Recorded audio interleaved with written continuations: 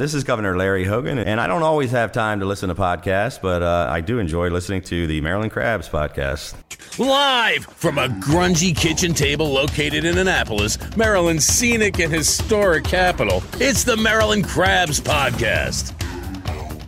With each episode, your hosts, Tim Hamilton, John Frenay, and the occasional guest will dive in and pick apart the stuff that really matters most to you.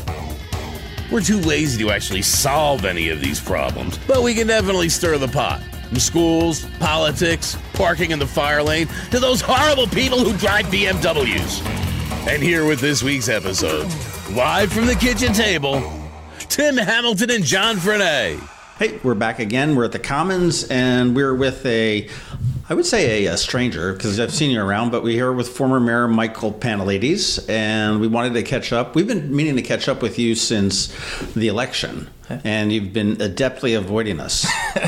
I remember the day after the election, it was like, where's Mike? Where's Mike? he was at home. He's exhausted. Yeah. Obviously, the election was a surprise to everybody, I think, and not just your election, but it's certainly what carried on the following year as well with County Executive Shue and just everything in the things. So I guess the big question is, what have you been up to? Well, life goes on. You got hitched? I did. I got married. Life goes on, as they say. So it's actually been nonstop. People thought I was going to take it easy, but got married, bought a new house, started a new job. So they say the two most stressful things in someone's life is... All right, so that's two of the trifecta. When's the kid coming? Got marriage, house, and a job. What are you, a washerwoman? Just gossip? Kids will be here. Who knows when? Can't really control it. That's great. Well, congratulations on the wedding, and I'm glad you didn't go off into the sunset and whatnot. I know you've been pretty active. I've seen you testify at City Council a couple times, and I've seen you at some of the public meetings. Yeah. And it's great. I saw you in the parade on Sunday, the St. Patrick's Day parade. So you were out there marching. What's been on your mind? What are your thoughts on the election? I guess first thing, which is one of the questions that I wanted to ask way back when. Yeah, sorry about not coming. I know I promised to come on, win or lose, but once you lose a tough election, I was like, I'm not talking to anybody. You're not the first person to ditch us, frankly. So, I think it was definitely interesting. Annapolis is always kind of the bellwether, if you will. So, when I won my first election, people saw kind of a Republican wave coming. Then you saw Hogan, you saw Trump get elected. It was a little wave. There was only 54 votes. Right. It wasn't a big 59 wave. votes. It wasn't a tsunami, but I mean, it was But I mean, it kind of, you saw Hogan and then the president's race after that. And same thing, the opposite. After I lost, you saw the county executive lose. You saw the majority of Republicans lose. I guess that's the one thing that made me feel a little bit better about it, is you looked at New Jersey, North Carolina, in my election, like every Republican lost. Even in Maryland, there wasn't one Republican mayor that won. The guy in Fredericks, I think he was on his third or fourth term, probably more popular than me, got slaughtered in the election. There's a bunch of little towns in Maryland too where they lost Republican mayors. I think Cumberland was one. I remember talking with Steve Shue early on in this, and I know that his campaign was very cocky going into the very end of this. And I mean, even the day of election, we're ahead by 15, we're ahead by 15. I know Dan Nattaf had said, well, I think you're ahead by about 4, and I think it might be a little bit tighter than that. And I had told Steve way early, I said, don't discount the Me Too people. And, the Women's March that we'd come off of the Trump Women's March in, December, January of 2017. And it was just, it had gone on. It happened again in the summer. There was a smaller march and everything else. And they really did organized, and they got out the vote.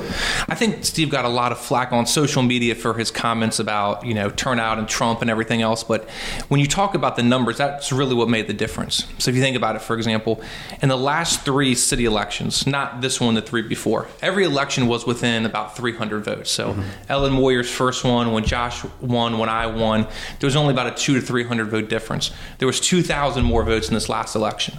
So when we looked at our polling numbers, and I got just about the same number of votes I got the first time. And we were about 3% plus or minus with Gavin and Steve Shue's. I think those polls are accurate because you always look at the same base. So, for example, 40,000 people in Annapolis, right? Only 25,000 registered votes. 18,000 people vote in a presidential, down to 12,000, down to 8 in a city election. So you're only sampling 8,000 people. And based on those, I think the polls are accurate. We didn't anticipate 2,000 more people. And like you said with the marches, they're not coming out to vote for me, right? Sure. There's a 20% increase in Democratic turnout. When you're outnumbered 2-1, it's hard to make up. Well, I mean, one of the things I thought after your election was that, and I remember we spoke briefly on the phone, and you said, well, I didn't think I would lose, which, again, and when you wake up in the morning, somebody's going home as not successful at the end of the day, whether you're playing football or politics. Yeah. And, my thought was that you came in under, I wouldn't say you were a mandate to come in at 54 elections. You won that. You won that election over Mayor Cohen. At the time, it was, a very exciting election. It came down to the wire and everything else. But it's been a Democratic town forever. And it's flipped back. And I always felt that Mike Pantelides needed to be the Republican mayor that all the Democrats were going, huh? He's a Republican? And I don't think there was that, that reaction with the electorate here. I feel that you did a very good job for the city. I think that, the ship was sailing, it veered and it moved. You took it through the channels and it was fine. I think you left the city better than when you got it. And I think that's all anybody really can ask of any elected official or a Boy Scout.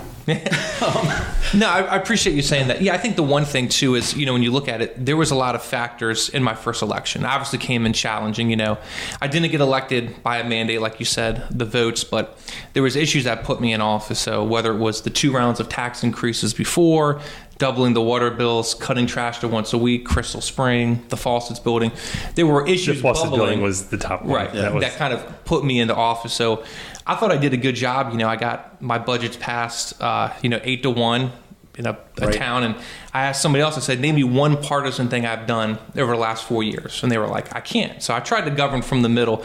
But you're right, I wasn't able to resonate the way, say, Hogan did.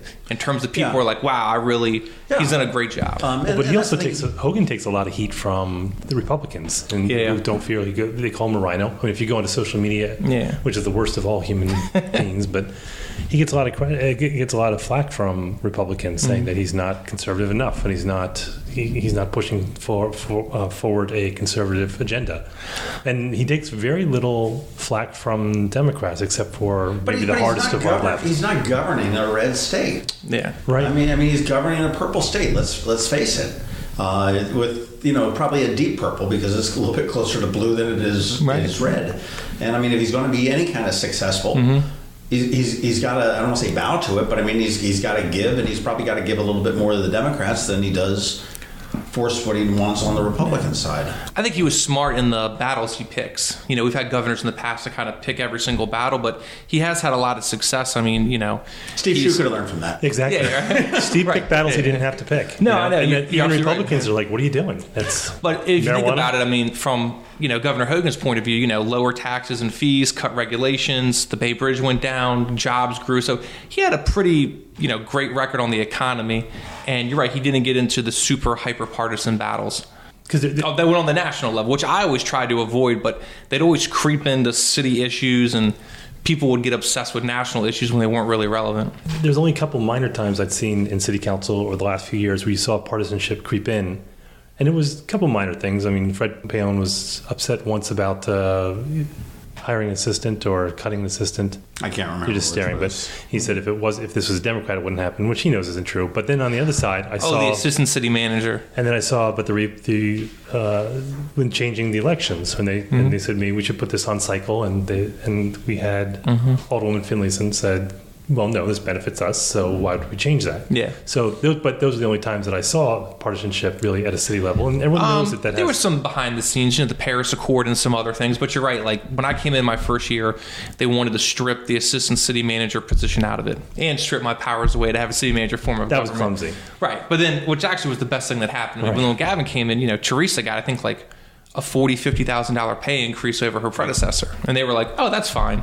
And so you went from, well, we got to cut the position for Mike, but we'll give it to Gavin. Right. So. Right. And then you also had an addition in the mayor's staff as well. I know I'm still trying to get it, and they're very hard to get information out of. I've been emailing the alderman too. I think on a percentage basis, his staff grew more than any other department.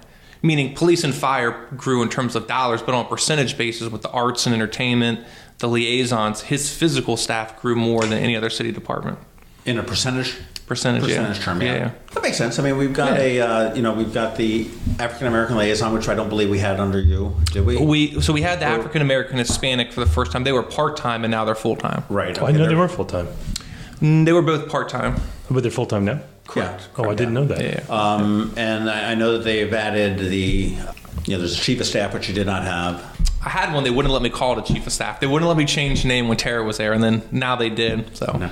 But then they also had the did you pull the whole guy that does the marathon sort of thing? Just I'll call people what I want to call them. Yeah, we can get to that later, but that's actually the one thing that surprised me is kind of the council reactions to the things that he does and like the lack of pushback. Well, because I think, and correct me if I'm wrong, which you always do, but it was interesting to me to see the new council come in because council really started banging heads with each other and left kind of Gavin out of the fray. Mm-hmm. But you saw a lot of the well, they did, because I mean, you had the new guard and old guard coming, and they really did. It took them a while to settle, but they were really banging heads. Yeah. And they seem to have. But I agree with you, Mike. I think that some of the pushback. I mean, this will go into the bike lane that showed up.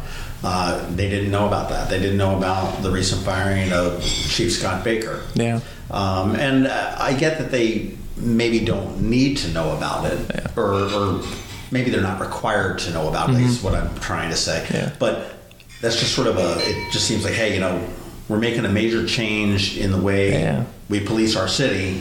I want to let you know why we're doing this. And, you don't have to release it to the public. I get that. Yeah. Or letting everybody know at the same time. So I'll come to Gavin's defense in this situation. When you tell everybody, you almost have to do it through a press release. Because I went through this experience. So say you're going to call the alderman and you start with Ward 1. By the time you get to Ward 4 or 5, the alderman in Ward 8 already knows. And the paper already knows. So you have to strategically say, okay, I'm emailing you all at the same time. I'll talk to the paper in several hours. But, also, I mean, the fire a police chief on vacation by phone, I mean, come on. That's not exactly the best way. And then I'll have a beer with him when he gets back. I'm like, I don't think he wants that. I'll defend that. From what I understand, that Teresa had fired him in person. Oh. And it wasn't, Gavin didn't actually do it because I think Gavin is not able to fire somebody technically by code. It has to be the city manager. Correct. So I think Teresa did fire him in person. And he said, well, I got to go on vacation anyway, so I'll sort of deal with this later. But the news broke when he was in St. Thomas. So all right. We'll blame the Capitol for that then. Yeah. That's what came out. We can't get police chiefs to come on interviews anymore. Every time we interview a police chief, they get fired. Kevin Davis, fired. Boom, out of there. Mike Pristu, boom, gone, out of there. Well, I think that's the one thing. The situation's different when you see the pushback is, crime was at I don't want to say a record high, but the murders were definitely higher than they had been before. And so, we made a change in leadership, and under Baker, it had come down to record lows. So people were trying to understand, well, why was Baker fired? I think Fred said it best. He's like, you want a new vision, a new direction. Like, what is it? What at the community policing, they did, 700 events? They're doing community policing. 872. Oh, man. I mean, I agree. And again, to sit there and hang...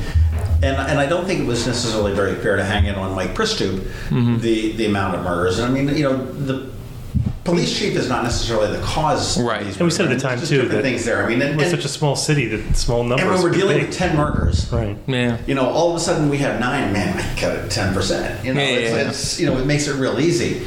But it's I agree with you. I mean, there's been a lot of strange. Acceptance and whatnot. I mean, the council's done some good things. I think the tree huggers, I think the no net loss is good. I think they stumbled in doing it. They realized they did when Crystal Spring came through and said, hey, here's our loophole, and they're trying to close it up a little bit. The bike lane, I think, was a huge misstep. And I think there's things that you had in place, Main Street rebricking and the Public Works building are the two things that are costing the city money at this point. So if we can go to the bike lane real quick. I know it's everybody's favorite topic. Did you bike here today? No, I did not.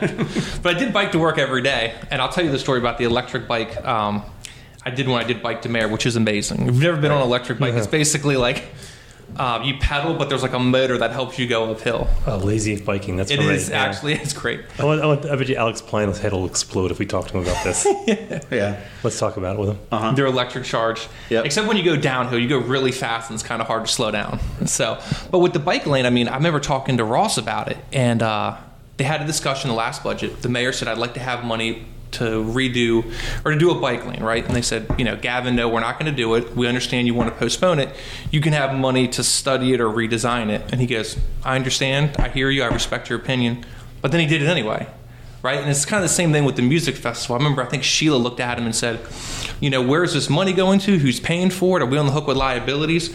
And, give Gavin credit. He always does it with a smile and is nice and goes, I hear you. I respect your opinion, but we're going to do it anyway.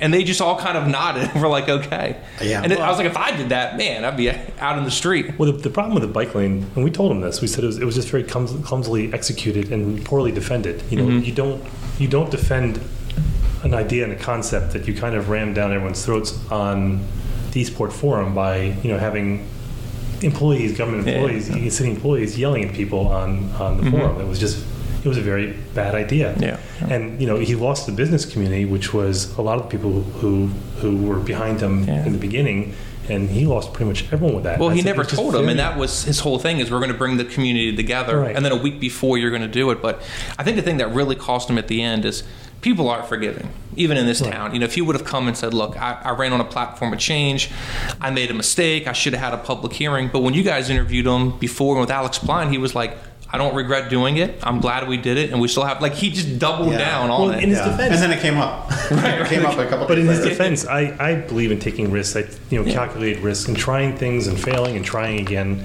I know that's a little difficult when you're running government. But that said, you can do those things, but you really have to make sure that you couch that carefully. You're always going to have people ticked off at you no matter what. Yeah, but you just have to be careful. And it was just clumsy in the execution. It was clumsy on withdrawal, and that's where it got. And what it cost the city, and the point I tried to make to the paper, and what I said I don't think it's legal, is this: the council gets together as a whole, we vote on a capital budget, and everybody says, I want to do a road in Eastport or Ward 2 or Ward 6, wherever it is, right? And the council comes together and they vote on a budget, and that's implemented. For the mayor to go in and say, you know what, I'm going to pull money away from other projects, whether it's Ward 4, Ward 2, Ward 1, and spend it on a bike lane. The money had to come from somewhere. I don't think that's legal in the capital budget. He can unilaterally do it, because if he does, what's the point of having a budget? If we all agree, here's our top 10 public works priorities, and he says, I'm going to put a pedestrian bridge over Forest Drive, I'm going to put bocce ball court, and I'm going to reallocate the money, why even vote on a budget? And the paper and the council never really, I guess, kind of pushed that argument. They were like, well, the mayor administratively and the city manager can do it, which, I guess if nobody complains, you can do it. I don't know. It's like Nixon. If you saw the movie Frost and Nixon, and I think Teresa said it one time. You know the quote I'm talking about, right? They were asking Richard Nixon about Watergate and everything. It's not illegal if the president does it. Well, it's not illegal if the president does it. That's kind of the answer they give. It's not illegal if the mayor does it. So. Yeah, it's. I get it. If he wants to put in a couple of bike racks and find a couple $1,000 to do that, or to deflect, some curb repair from this week, maybe push it off for a month to do a pet project, or somebody's making a lot of noise. I get that. There's political reasons and there's political capital to have there.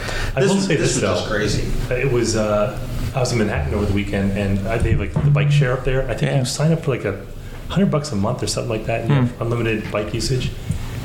I'm not a biker. That was unbelievable how that city now relies on that program. So I kind of see where he's going with the bike share thing, which I don't think is taken off, because I don't think anyone understands it.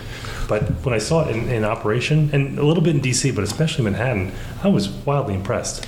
I think the demographics kind of changed, though. Because we were at the community meeting about the old public works building. We talked about it a little before we got on here on Spa Road. And he said, look at Denmark, half the people commute. And in a very dense urban city, that makes sense. But I would clearly say that, if I asked you how many people actually live in Annapolis and work in Annapolis, I'd say less than 70%. Most people work in Baltimore, D.C., they work in the county. So it's not realistic for them to bike to work living in the city. Well, my argument, too, and I've had this argument with Alex Klein and a couple other people, is that we're not a European city. We're not built like a European city, in so much as we're part of a major metropolitan area. It's we were built with an infrastructure from the 1950s. We're not built that way. We don't have the population to support it. You talk about Manhattan. It's got how many? 20 million? Hundreds of people. 20 million people in there that work within there. Thousands. It's able to do that. Here. Not, again, as you said, not so much. Very few do. And the area that is condensed that probably could use a bicycle infrastructure is probably the historic section where everything is really very tight. But again, it's so small that it doesn't. So, I mean, I think what we're relegated to as opposed to a commuting type of a biking infrastructure is more of a recreational biking infrastructure. And we had that. The original bike racks down by the market house, we installed them and did a ribbon cutting. So I think some people were like, the city hated bicycles before. That wasn't the case. Even before I was mayor, outside of the garages, they had the artistic bike racks. Like, you know, we had done it, just not to the degree of the bike lane. Right.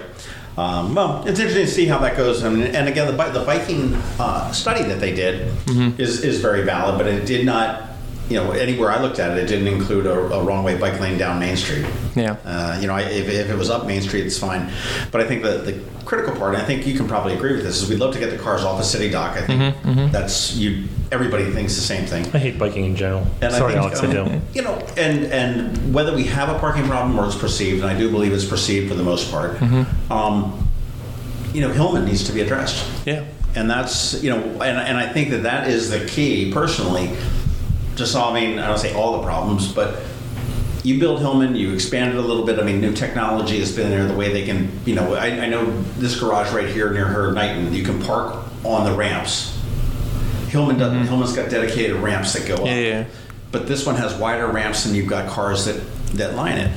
That makes sense. So you can probably increase the capacity, get rid of the cars on City Dock, and then once you've got rid of them, then you can dig it up and plant grasses or splash parks or whatever else may want to go in there. I think that's one of the things that kind of got taken away during the campaign, and I'll take responsibility for not articulating it well enough, which was, you know, what the plan and the vision was for downtown. So when I came in, I said, look, what do we have to do downtown from an infrastructure point to turn it around? And I can look back at a number of successes. So the 3 infrastructure projects were the bulkhead downtown. And for those who don't know, if you look down at the Alex Haley Memorial, all the concrete physical bulkheads, what they call it.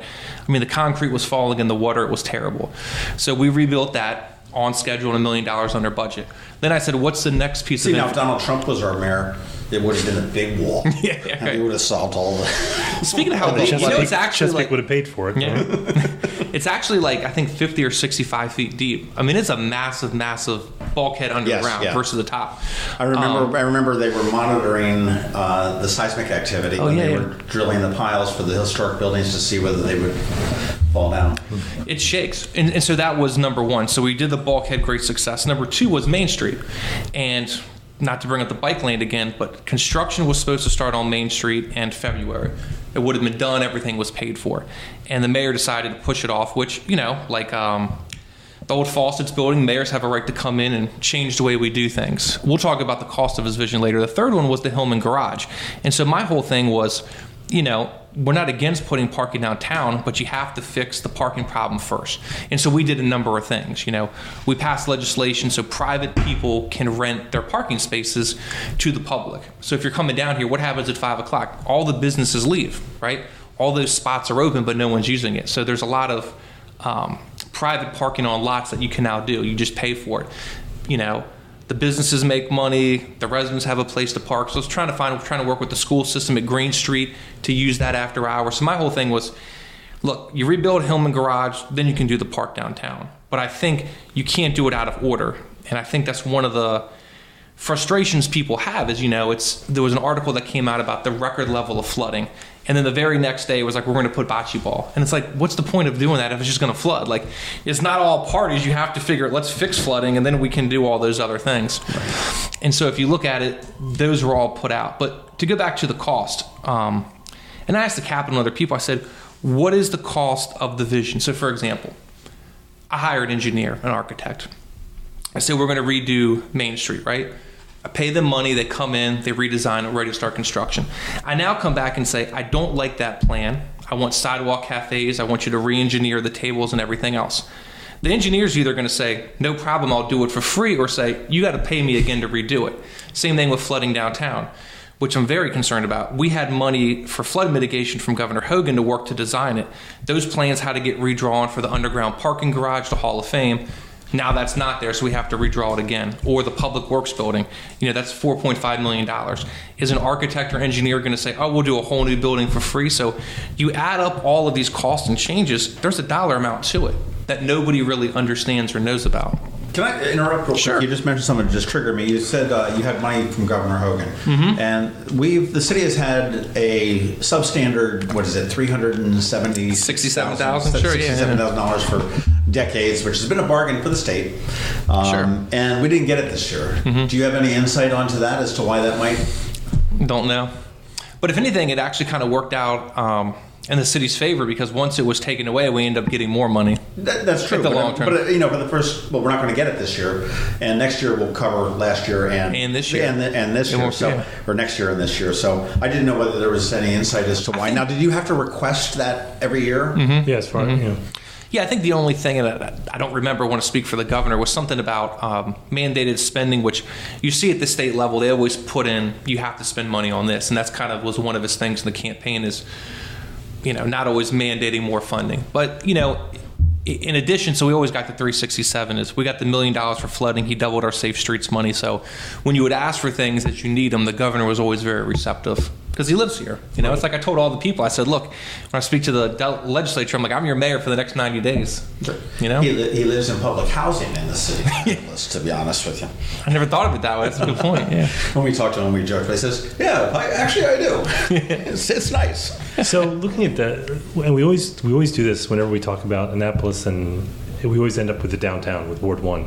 And I always say this with every mayor that I've seen come through, saying, I think the difficulty is looking beyond Ward 1 because they're the obvious child. And that's where the tourists are, that's where a lot of the business are, but the vast majority are not.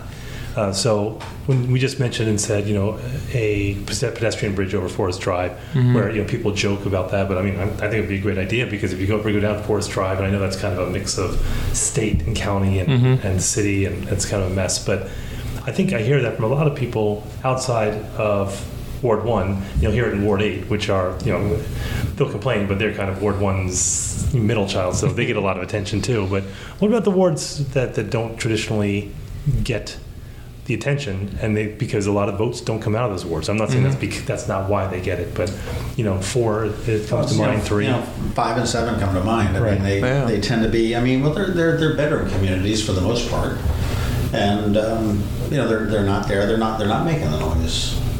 And that's always been my issue, is that, and I would even look at the city council, even the people who represent those wards still look at downtown issues, instead of saying, and not all the time, but saying, let's look what we can do in other parts of the city, because there are other parts of the city that really do need attention.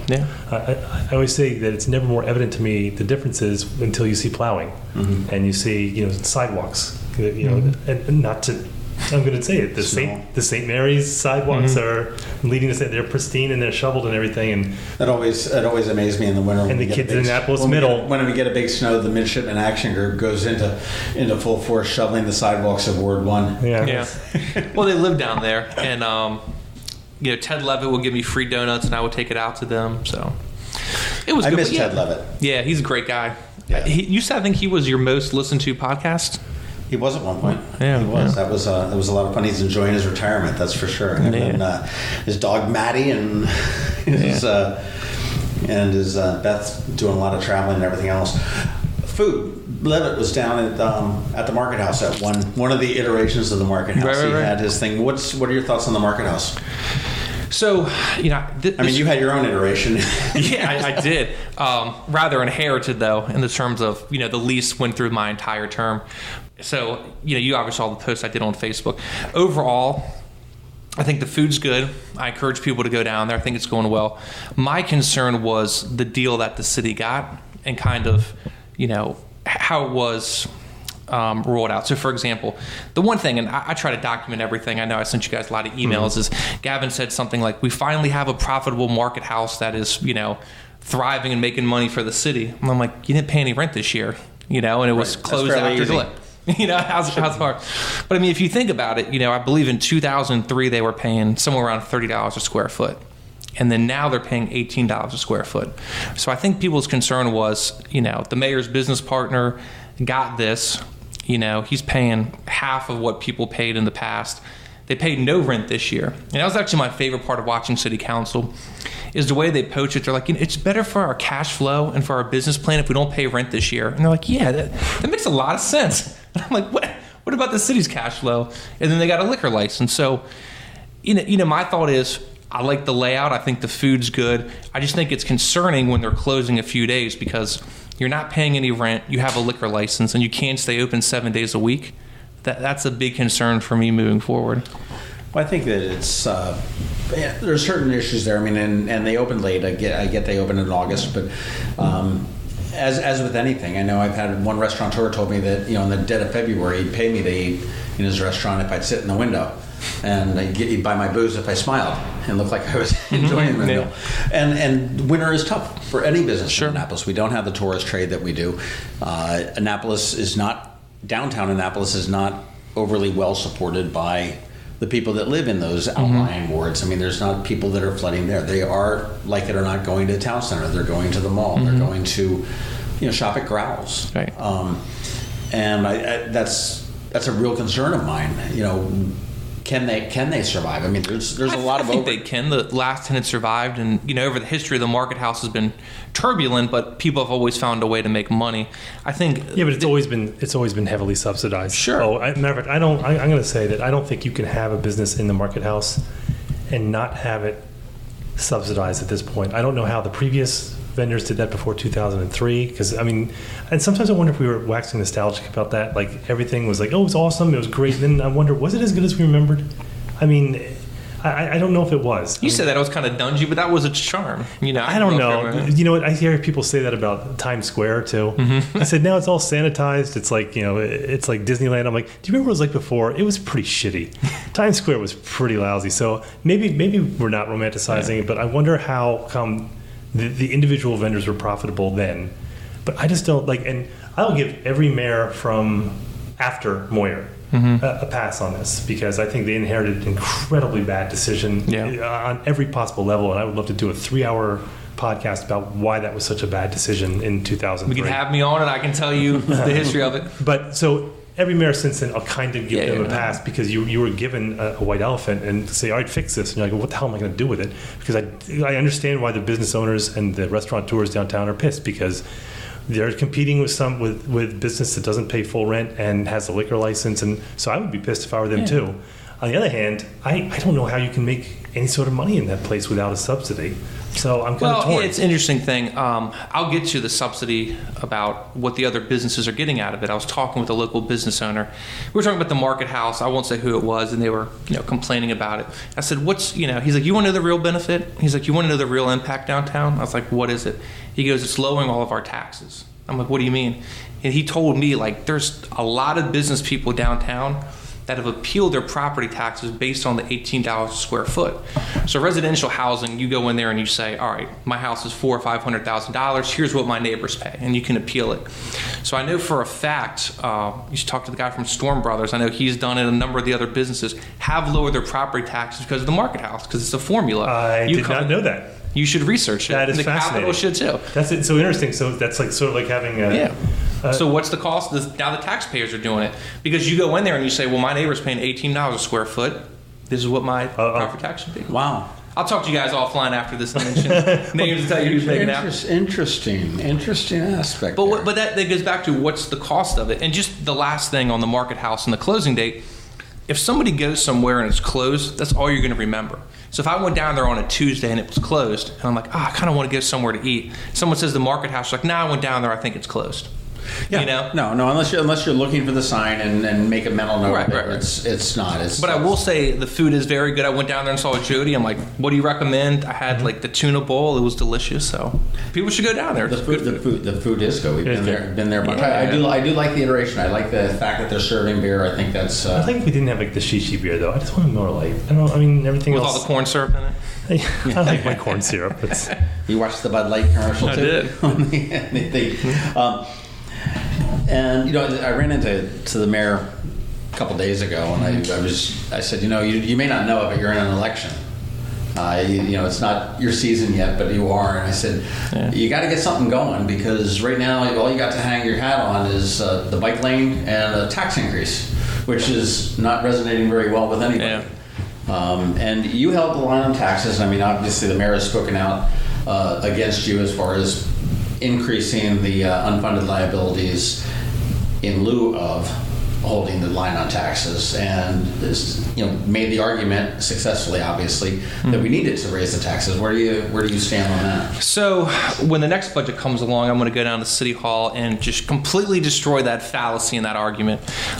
Basically, you're sit next to Robert Eads, and the two of you are going to heckle. Yeah. When you look at it, it's basically people think they have to do it, and if it's in your mindset, my predecessor raised taxes, Mayor Buckley raised taxes because they wanted to raise taxes.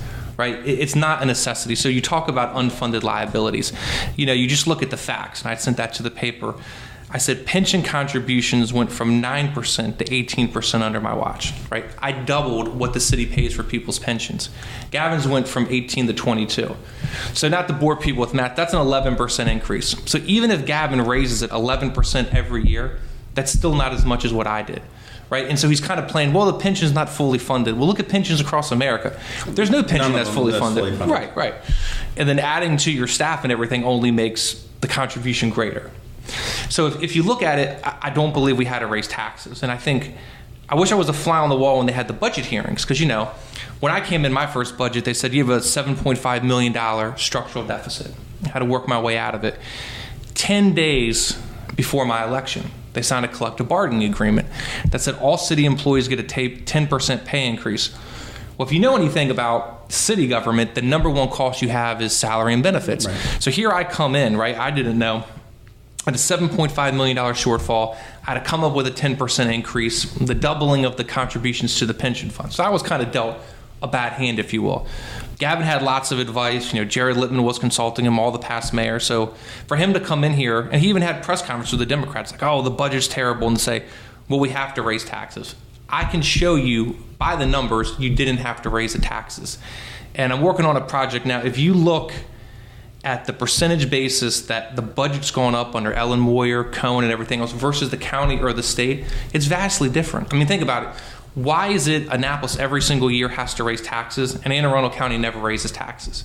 It's because they have a tax cap. Right. So if your expenses are only going up 2% every year, when you have to cut, it's not that difficult. But when you don't have a tax cap and you're bringing in vast sums of revenue, I mean, their budget doubled in 8 years. So the thing I wrote about is I said, look, imagine if your personal budget doubled in 8 years and you were still broke.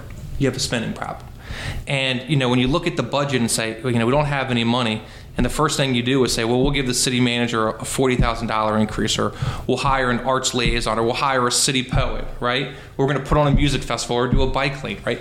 Those were all part of the tax increase that weren't part of the conversation, And I give the council a lot of credit for pushing back, because Gavin, in a smart way, his tax increase was so big, it was really like 4 years of tax increases into one. So he figured, I'm going to bite the bullet, do the largest tax increase in recorded city history. And hope they forget about it. And hope they forget about it, right? Instead of doing like a 5-10% every year. And the council was like, this is ridiculous. I mean, you talk to people, I think you had Sean O'Neill's bill went up $1,000. And people say, what'd you get for it? I got a 30-day bike lane. So this whole myth about, I didn't fund the pensions, I doubled the pension contributions, and that's better than his 11% this year. So, if he wants to get into it, and I think if you look at what I've done, you haven't seen me speak at every council meeting or write lots of op-eds, but I don't let people say things that are completely false about me and get away with it. I'll let things slide off and roll, but when you say, I never funded the pension, or the other one is downtown, that's actually the one that really gets me angry. They're like, you had no vision, nothing happened downtown. 4 years, you don't have a single accomplishment. So if we're in an editorial board meeting or debate, or we're talking to someone like, what do you base that on? I said, I can look downtown and point to specific success stories. So redoing the bulkhead at, on schedule and $1 million under budget. Paying for parking by telephone makes it easier for people to park. The circulator you can find with an app now to make it more reliable.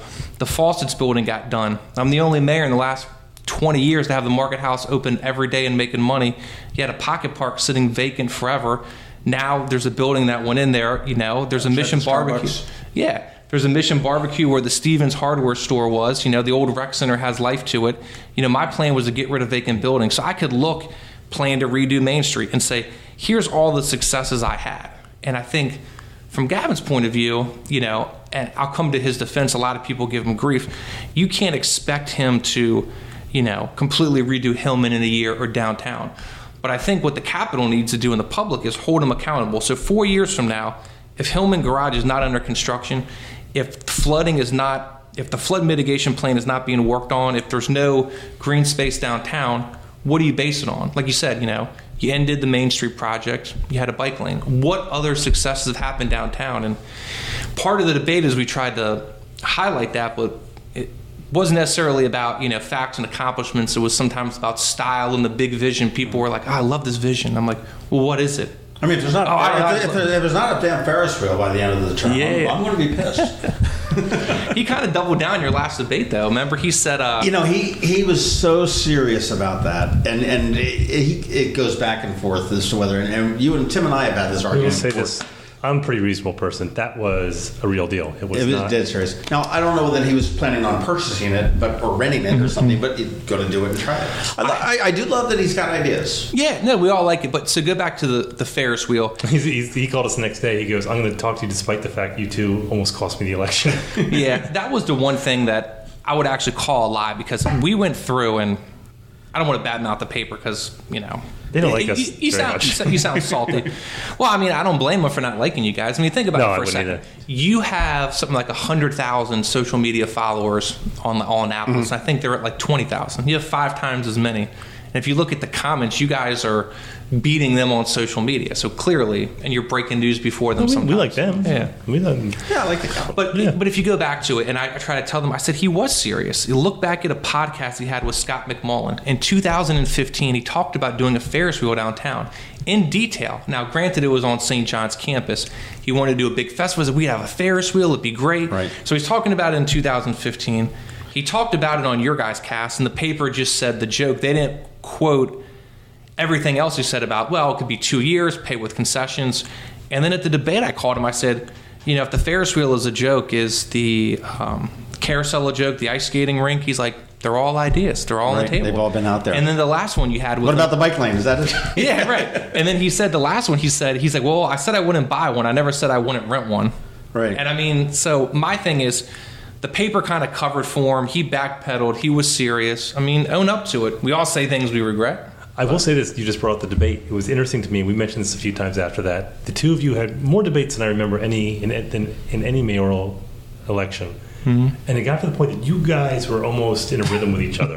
like you were like a traveling show. It was never nasty. It was never any of that. Mm-hmm. But sort of like wherever you guys showed up, like I saw you guys like pause a couple times because the other person was going to jump in with their point, and I'm like, they know each other right now better than they know anyone else in their lives. It was always and they had lunch the day before the election or something, didn't you? Or a couple days before election. Yeah, I think it was like a couple days or a week over at Lemongrass. But what do you think about City Dock Hotel? The Hotel Blonder. Yeah, I mean, so look, people... Blender or Blonder? You said that. So I think the idea of having a small boutique hotel is a good thing downtown. I mean, I think it's fine with 4 stories. I think the idea of having a 7-story hotel doesn't work. So to go into the details a little bit of it, think about what happened with the historic district, right? And going back to the legislation he introduced. One of the things I think that happens is at a local level, big things come up and we forget what we were just talking about. And so I'll explain. He had the biggest tax increase in the city history. And then all of a sudden we talked about his legislation on the historic district. Then all of a sudden we talked about the bike lane. Then all of a sudden we're talking about firing the police chief. But that legislation, and history kind of for your readers, Annapolis was the first city in the country to vote in our own historic district. Basically what happened is the Marriott came downtown, big 6-story building down there, and the plan was to do Marriotts all along downtown, which if you ask anybody would have destroyed our historic district, what makes Annapolis special. So the citizens voted in the historic district, and the main thing about the historic district is size and bulk, how big you can build something. That's really the main part of it. So his legislation would have got rid of all the height and bulk restrictions. So when he says something like, well, I support a 4-story hotel, not a 7-story hotel, then why'd you introduce legislation that would let it be 7 stories? Why not introduce legislation that would let it be 4? Well, one thing that was frustrating to me is that he addressed when they had a charrette, which is a word I discovered under Ellen Moyer's thing. I never heard that word before, but for the traffic signal that they were proposing, which is now off the table at Randall Street.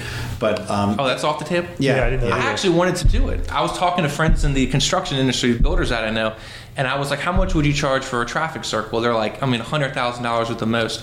I'm like, it's not $400,000 $400,000, $500,000, he's like, you're a sucker if you're paying that. Well, there's some other infrastructure that needs to be done there with the adjacent lake. But he said at that meeting, he said, "Oh well," somebody questioned him about what about this 7-story hotel and how is the traffic going to impact that? And he says, "Well, first of all, I've never been in support of any kind of hotel down on the city dock." And everyone in the room was like, "What?" So he did backtrack on that a little bit. I mean, I agree. I think something small there. That is a very challenging spot for anything to work. We've had how many? Everybody's failed there. But to go back to the hotel in the historic district. But no one cares about that part. I mean, we've had 9,000 restaurants down there, none of them work. But to think about the historic district and everything else, again, like I said, that legislation would have completely got rid of the size and bulk. So you could have had that. And now people are just talking about, the Urban Land Institute. But that was, record legislation. So I was always very analytical on how I did things. So when people talked about a 7-story hotel and underground parking, I said, that doesn't make sense for the city because you're not adding parking, right? So think about it like this. You have a hotel that has 200 rooms in it, right? You're going to account for 200 parking spots. Realistically, probably more with staff and everyone else. Not to mention you're getting rid of 100 spots on top. So now if you build a 300 unit underground parking garage and you have 200 for the hotel and 100 that you're taking off top, you didn't add any parking. You're still losing 50. Right, you're still losing 50. Even if it's 400, and then I did the math and it was like $400,000 a parking spot. And you're like, is it worth $400,000 to the city to have underground parking where it's going to flood and subsidize a private business? I'm like, we looked at it. Engineering wise, you can't do it. Or, you could do it at an exorbitant cost that the taxpayers would have to subsidize. Yeah, so huge pumps and yeah. But that goes back to like the bocce ball thing, which is, we got money from the governor to do flood mitigation. We started it. I guess it got redesigned or put on hold. And the response is we're going to do bocce ball. Not like I'm going to find more federal money. And so I think, we have to think about what is going to happen 4 years from now. All right, this is a genuine question. But sure. I know that this is to both of you when you're listening to the campaign promises. We were talking about, what do they call it, grant ninjas? Are we finding more grants? Are we utilizing grants? I have not seen necessarily. There's been a few here and there. I know that it was. It's a genuine question. I don't know. Got a Sharrow grant from. It was like a weird thing. It was like ice cream company or something like that to paint bike arrows on the pavement. Yeah, I saw that. Well, we had the Pace Bike grant. We had applied for some federal grants. I'm not sure if they came through. But that's a good point you mentioned about campaign promises and grant writing ninjas, because when the whole thing came out about the tax increase, when he's like, I never had a read my lip moment, I did most of the research for the Capitol. And I was like, are you going to call them out for lying about not raising taxes? And they're like, well, what proof? And I'm like, okay. So I dug through for like 3 hours online, got his questionnaire about it, found a social media post. I'm like, here's the link to all the debates. Thank you, John. And I'm like, here's what he said. Oh, I'm going to put my businesses in a blind trust on multiple occasions. Has he done it? Maybe he has. I'm going to do the sanctuary city thing. Has he done it? There's a number of whole open door sessions like I did. You can go through the list of all the things he promised. The East-West Flyer, a free trolley. And I think that was part of the campaign too. People believed in this big thing. So when you come out there's one great debate. I think it was the one you guys did. He's talking about taxes. He's like, oh, taxes are too high. We got to talk about lowering them. Right? So you got this guy out there who's like, hey, we got to talk about lowering your taxes. We're going to have free bike lanes, free trolley, and East-West Flyer, free ferries, and I'm not going to raise your taxes. Like, people are like, this is great. Right. In reality, it's like, no. Right. The one question that wasn't answered was how. Yeah. It was how. Well, I'll tell you, it sounds like, I think you've got some valid concerns, some criticism there. I think everybody, as we go into election season, probably does as well. And I think they're all going to be asking those questions. Where do we have? Again, same type of a thing. Are we any better off this year than we were 4 years ago? Is sort of the general guiding principle there. Yeah. And those questions that people ask, are they going to be asking them of you too? Are you going to be on the debate stage again? I talked about it. So I'm definitely going to run for public service again. I really enjoy it. I think I do a good job. Let me just say this. You seem more relaxed. Yeah, it's great. When you got the weight lifted off your shoulder. Got that whole losing thing down so far, so we got that out of the system. Look, when you lose an election, it's sort of like they always said that when you're hauling manure, just put it right in your hair and everything, because then you don't care. Right now, you're like, screw it. Let's talk real. Yeah. So, I talk to my wife about it. Definitely going to run for something. Not sure if I'm going to run for mayor. I love this city, but there's probably a different office I'd do. Would you be? Then would you get potentially 2 terms if you were to run and get reelected? Do you know? I don't know if it's still one. Yeah, I think I don't think it matters. I think it's total. But the other thing is, and I don't know how to say it without coming across salty. Go ahead. It's like, think about it like this: whoever's going to be governor after Governor Hogan, getting a pretty good deal, right? I mean, for the most part, like, the government runs very well. I work for the state. I can tell you it's a well-run machine. The things that have happened in the city, you talk about the lack of planning for Hillman or flooding or the taxes going up or the size of the budget. It's going to be a Herculean challenge 4 years from now. And whoever's mayor is next is going to have to do a lot of unpopular things. And kind of like Josh, I'd beat up Josh during the campaign, like, hey, you doubled water bills, you cut trash back, Josh you was in raised a taxes. shitty position. Yeah, you had to fire. But I mean, think about that. Josh had to fire people, raise taxes, double water bills, cut trash, and still borrow $10 million. Like, he got dumped on. So for me, it's kind of like, if I run again 4 years from now, if, we think about it's the right thing to do I really want to, do all that all over again? So I got to think about it. Well, you're savvier, though. You got to figure, how old were you when you were elected? 30. All right, you're 30, and you're like, holy shit, I just got elected. Like, there had to be that moment where, you're feeling good, but then all of a sudden, in the middle of the night, you wake up hyperventilating, going, I was elected. You're 30. You don't know. You all of a sudden, you're mayor of the wealthiest state per capita in the wealthiest country in the world, and all of a sudden, you're mayor of that. So after 4 years, you've got, and coming out and looking back in the election, you got to be like going, all right, I know what the hell I'm doing right now. Let's, what to say, where to focus, I'm talking about in the form of an election. That would be, I don't want to say low-hanging fruit, because it's not a slam, obviously, but you're not coming in, you're coming in battle tested. Right. And that's the difference. Yeah, we'll see what the future holds. I'm not sure what other offices might you consider? It's interesting. Everybody wanted me to run for delegate or county council, and I was like, I have no interest in running in this election. And they were like, why? I said, look, there was a 20%, I try to be pretty bipartisan, 20% increase in Democratic turnout. I said the number of people that are going to come out, because, I talked to Ron, George, and Steve, and their polling's up. I'm like, you're not anticipating, 10, 20,000 more people that are going to come out that aren't going to vote for you. And I was like, there's no way in which people are going to win this year. People are like, well, we'll give you money, we'll help you. I'm like, not interested. The Trump effect really hurt a lot of moderate Republicans. Yeah, Steve got beat up on that, and I don't think it surprised me he lost. I'm going to put it that way. It's not fair to just say, well, Trump was president, so you lost. I think. No. Yeah. I don't think so either. He made some clumsy steps, but not too bad. They were just kind of, but at the same time, I think there was like you said, there was that influx of Democratic voters that wouldn't have come out in the midterm, but since they're there voting, they're just hitting D across the line. Yeah, pendulum swing. Same thing in 2010 with the Tea Party. A lot of people came out that were upset, and it goes back and forth. Maybe 4 years from now, it'll go the other way. Yeah. So we'll see what happens. So where might you run? I don't know. I've thought about it.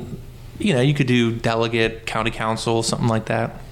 Got a Hogan Pantelides president, vice president ticket there, right? Going to New Hampshire anytime soon? No. Although, interesting trivia fact. So when the governor's father ran for governor, he didn't win, but when he ran, who was his running mate? What year was it? I actually don't know the answer to that. Sometime in the 60s. Oh, I do know this. I'm drawing a blank on it. He has something similar with me. Oh, Agnew? No. I was going Greek. It is Greek. Who? Greek person. It was the last Greek mayor of Annapolis, John Apostle. Oh, I didn't know that. That's how my parents knew him. Yeah, he was Hogan's running mate when he ran for governor. God, I could go for a Euro right now, speaking of which. Yeah. Is he the one that committed suicide? No, he left. So, speaking of mayors, bring that down, huh? Talk about how tough of a job it is. So he quit and went to Florida. I guess he was like, I'm done. Then, I'm drawing a blank on he quit. He quit. He was just like, I'm done. I'm leaving. He had those days, though, right? Yeah. And then the guy that came after him afterwards, I can't believe I'm forgetting his name. He ended up killing himself. And then Mayor Chambers came in after that. Right. I didn't know that till last year. That was the first time I ever heard of that. Tough town. Right? It was speed up. Yeah. What was your surprise on the city council when you were Mayor, who was the surprising one that you thought would be difficult to work with, but that you found out being very reasonable? So ironically, is Ross Arnett, the one who tried to strip all my powers away. We actually became close at the end, and he's very good on the budget, and we'd worked through a lot of things, and was very reasonable. Because I came in there like, this guy's trying to take my power away, but that was clumsy. That was just because at the time it's like, I don't know why everyone's getting so upset, and like, well, the optics of this are pretty bad. Right. That was funny. Yeah. That was amusing. Well, you have to have a kinship though with previous mayors. I mean, you and Josh seem like you both lost tough elections that they were very close, and that's got to be really rough. If you get blown out of the water, that's one thing, but but when it's fairly tight.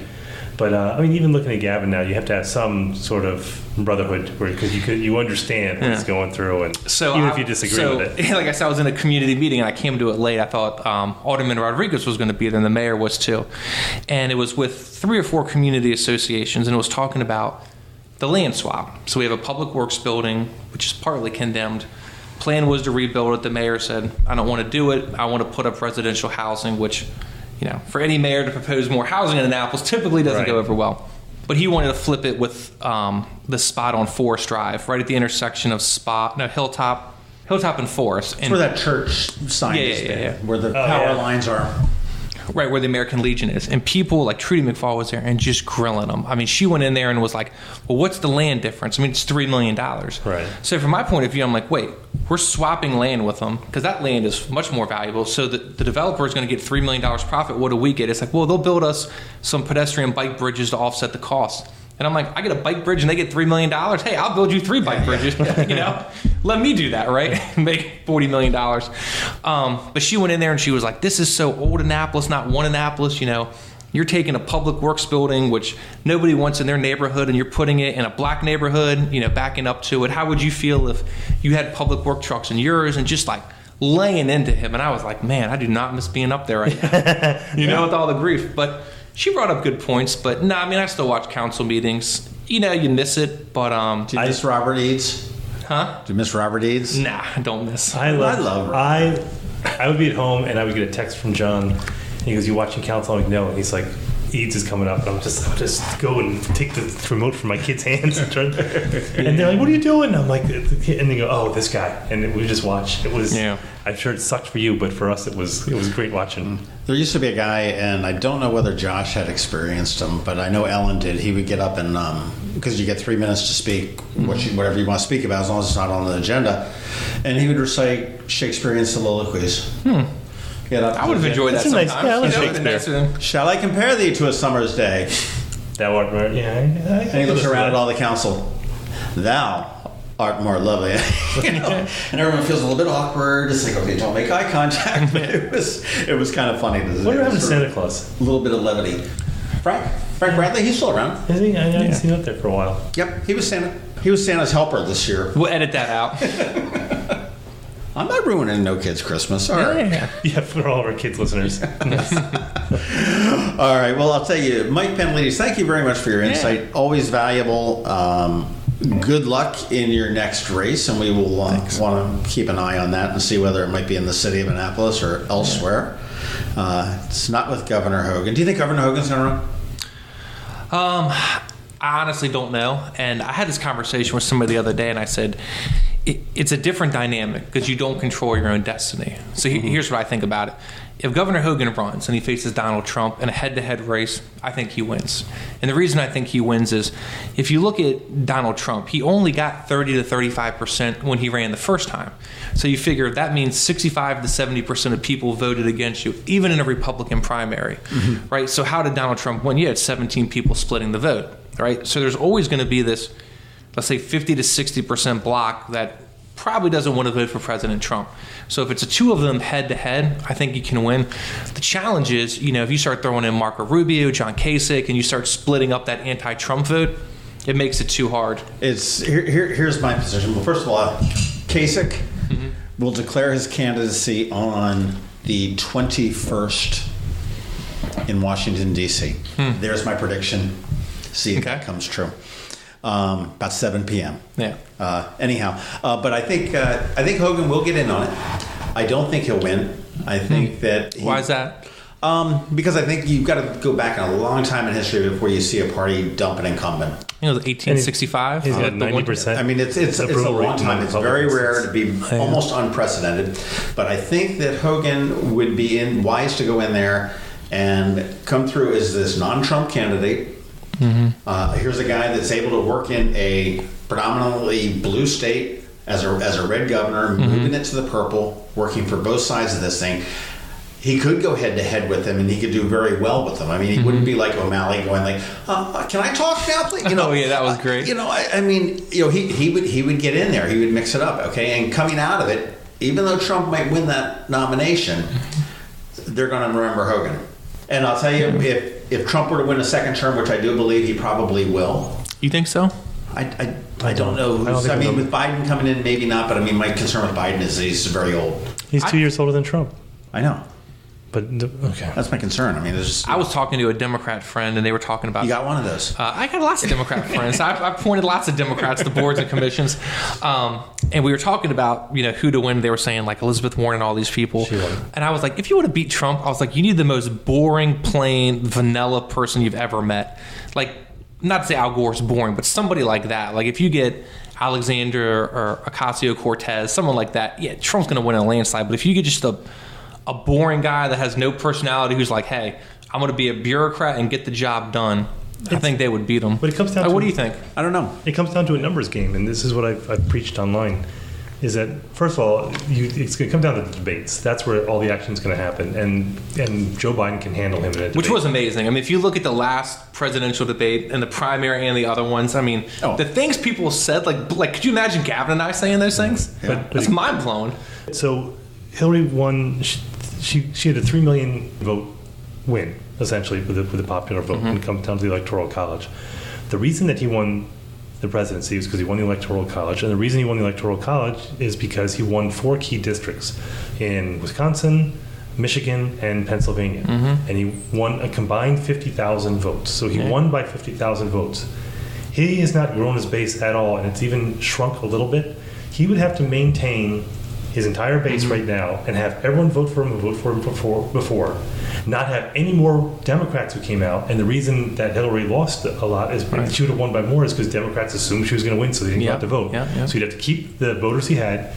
He'd have to make sure that the Democratic voters wouldn't come out. He'd have to win those 4 key districts again, which the Democrats ignored last time because they were idiots.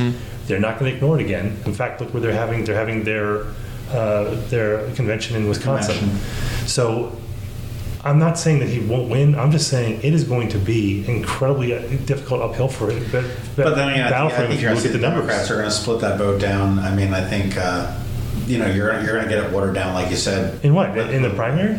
Huh? I'm talking about a general election, a primary. Well, that's fine. In the primary, it's going to water down. But I mean, you're going to get some people that are not going to come out. Or I don't think so. I think you're going to see. You think that was a record vote last in midterms? year? Oh yeah, it's huge. It is going to be massive on both sides. It's going to be unbelievable. And a lot of the Democrats didn't come out to vote because they assumed it was a done deal. A lot of the Bernie people thought he was going to win. Kind of a protest vote. All right, so we're going to set up our next meeting November 7th, 2020. Yeah, I mean, is that? We'll see how this all works. We'll see how the prediction works out. Well, former Mayor Mike Pantelides, thank you very much for coming in. I appreciate it. It's always good to catch up, and don't be such a stranger sometime. And you got something on your mind, give us a call. I will. I'll make sure I text and email you guys all the inside scoop on what's going on. Good. There you go. And announce your candidacy for whatever it is on here. Oh, okay. We'll pay you. We will not. This has been the Maryland Crabs Podcast with Tim Hamilton and John Fernay. Sure to follow them in all the regular places, Facebook, Twitter, YouTube, and online at themarylandcrabs.com. Take a moment to rate us on iTunes. Now, get the hell out of my kitchen. Seriously, go! You're still here? It's over. Go home.